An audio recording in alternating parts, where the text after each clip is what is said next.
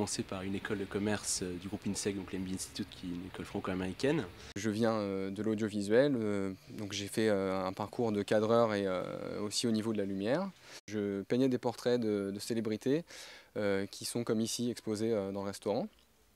Et l'idée de l'art personnalisé appliqué à ces portraits en fait, est venue tout simplement donc, des clients qui m'ont demandé s'il était possible de les personnaliser donc pour des cadeaux. Ensemble, nous avons donc travaillé pour une mission de 6 mois à Los Angeles, où la ville et l'esprit américain nous a vraiment donné envie de lancer notre propre projet, donc d'entreprendre quelque chose de commun et de nous lancer nous-mêmes. Et donc les talents de Julien en tant qu'artiste avec ses toiles nous ont donné l'idée plus tard de proposer en fait donc l'art personnalisé dans un concept store en ligne. Le fait que ce soit un concept store en ligne, en fait, je pense qu'on se situe aussi par rapport à notre concurrence, en fait, qui est l'art personnalisé, on trouve beaucoup en ligne, on ne trouve pas ça vraiment dans des boutiques. Et le côté pop-up store et le côté exposition, tout ce qui est éphémère, tout ce qu'on organise, l'idée c'est d'amener tout simplement l'art et nos univers et nos artistes dans des lieux peu communs.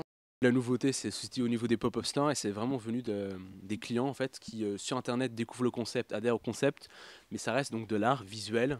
Donc les gens ont besoin de voir en vrai, de toucher. En fait, c'est un art qu'on expose chez soi en fait. C'est pas un art de galerie.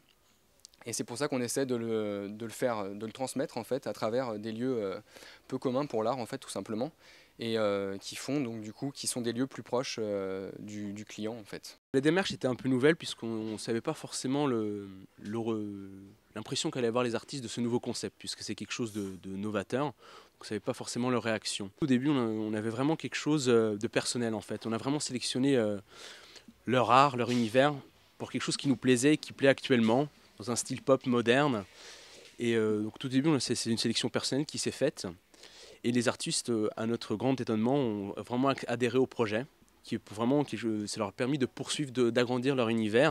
On va un peu plus loin que la simple déco, que la simple œuvre d'art qu'on a accrochée parce qu'elle est cotée, mais vraiment pour créer une affinité avec l'art qu'on propose en fait.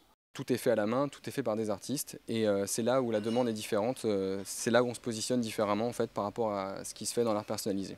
Les États-Unis, on a une petite porte d'entrée, un partenaire à Miami, qui est une ville où l'art prend une place importante puisqu'il y a de nombreux salons.